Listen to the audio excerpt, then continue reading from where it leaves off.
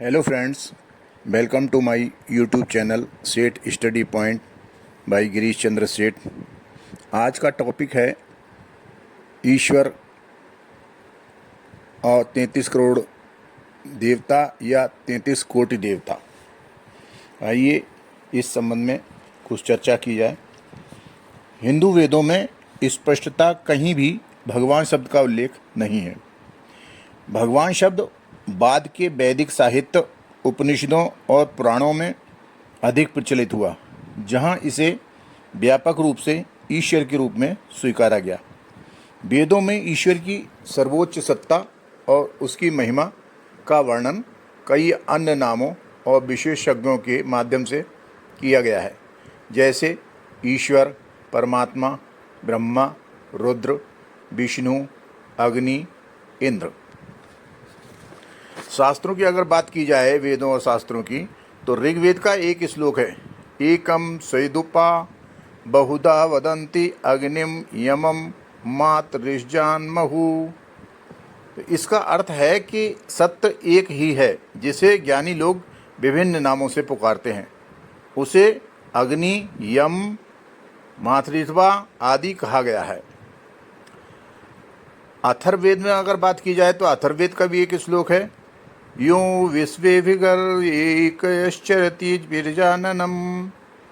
तो इसका अर्थ है, जो सबके बीच एकमात्र सर्वोच्च सत्ता के रूप में विचरण करता है वही ईश्वर है।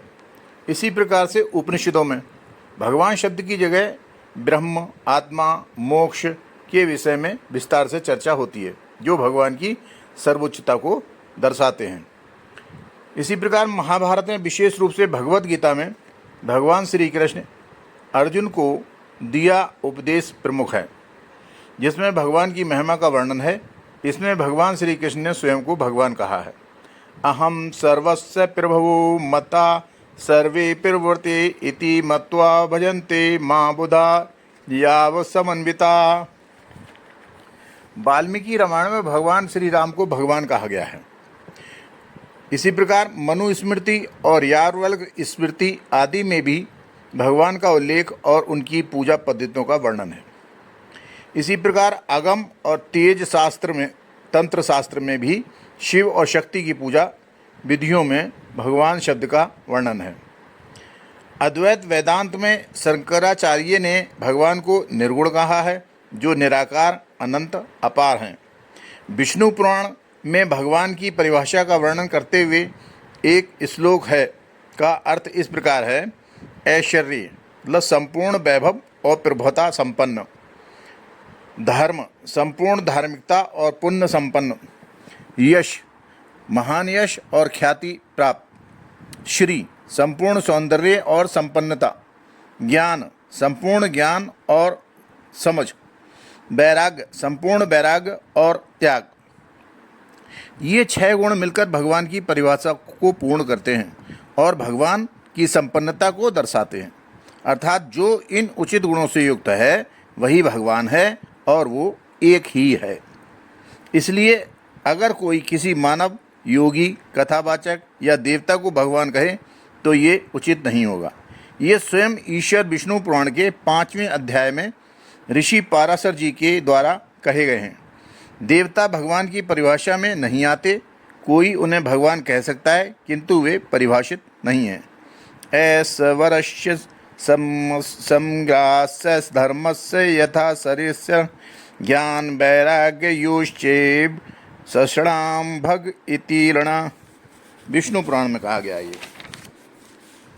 श्रीमद् भागवत महापुराण में भगवान शब्द का अर्थ प्रयोग करते हुए बताया गया है कि वास्तविक ज्ञान के ज्ञाता लोग एकमात्र अद्वितीय सत्य को ब्रह्म, परमात्मा और भगवान के रूप में पुकारते हैं। वदन्ति तत्त्वविदा तत्त्वं यद् ज्ञान मध्वं ब्रह्मोति परमात्मेति भगवा नीति शब्दते। ये महापुराण का श्लोक है। भगवान प्राप्ति के लिए दो ही कारण कहे गए हैं, कर्म और ज्ञान। इनके द्वारा भगवान प्राप्त हो सकते हैं। तस्मात् तत्प्राप्तये यत्नः कर्तव्य पंडिते नरः तत्प्राप्ति हेतु ज्ञानम चाकर्म चोक्तम महामुने, ये विष्णु पुराण का है। आगे कुछ स्पष्ट शब्दों में कहा गया है कि इस प्रकार यह महान भगवान शब्द परम ब्रह्म स्वरूप श्री वासुदेव का ही वाचक है, किसी और का नहीं, क्योंकि जो उत्पत्ति, समस्त उत्पत्ति, नाश, आना जाना, विषय अर्थ को जाता है, वही भगवान कहलाने योग्य है। एपमेश महांचोदो मैत्रे भगवानिता परम ब्रह्म भूतस्य वासुदेवस्य नान्यगा, ये विष्णु पुराण में कहा गया है।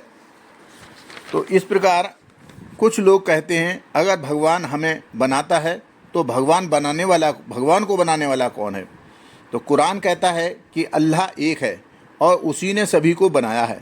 बाइबल भी कहती है कि गॉड एक है और उसी ने सबका निर्माण किया है। हिंदू शास्त्र भी यही कहते हैं। तीनों धर्म ग्रंथों में जगतपति का एक ही स्वरूप बताया गया है कि वह अदृश्य, अगोचर, अविनाशी, अजन्मा, सर्वव्यापक, इंद्रियों से नहीं जानने योग्य है। वह सदा से है और सदा आगे तक रहने वाला है।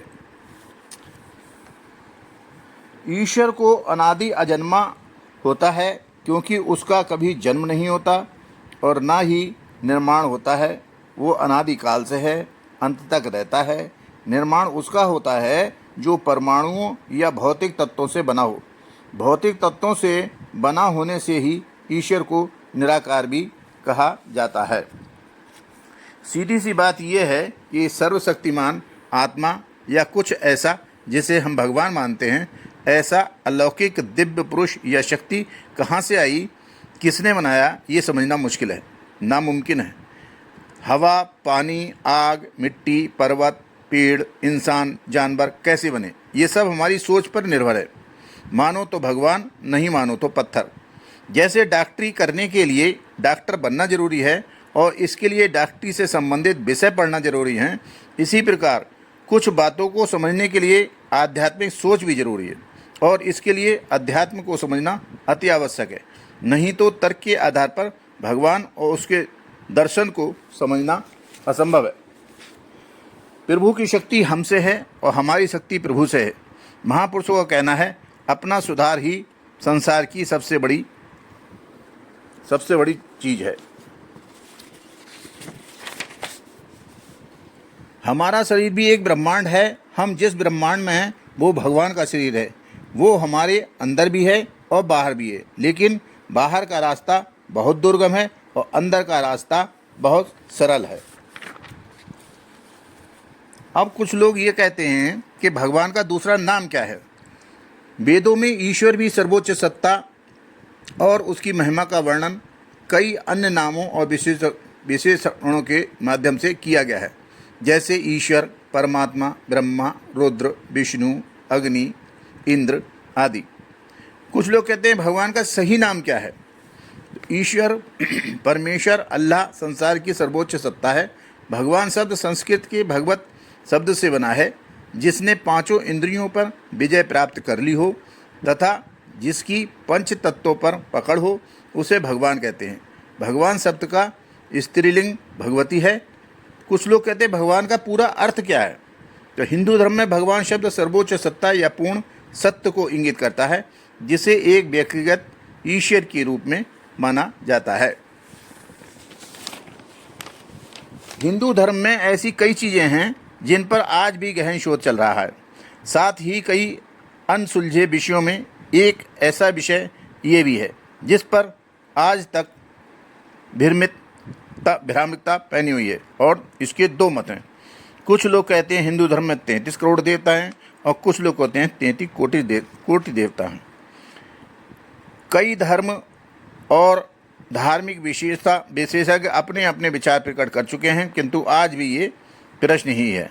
आम बोलचाल में की भाषा में कोटि को ही करोड़ बोला जाता है, जिसके कारण संसार में धर्म में भ्रांति फैली हुई है। यदि हम 33 करोड़ कोटि देवताओं की बात करें तो 12 आदित्य, 11 रुद्र, 8 वसु और 2 अश्विनी कुमार हैं।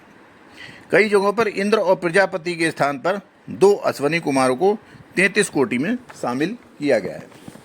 आइए कोटि के हिसाब से 33 कोटि के हिसाब से इनका आपको जानकारी देते हैं। 12 आदित्य में अंशुमान, अर्यमन, इंद्र, त्वष्टा, धातु, पर्जन्य, पूषा, भग, मित्र, वरुण, बिंबस्वान और विष्णु, ये 12 आदित्य हैं।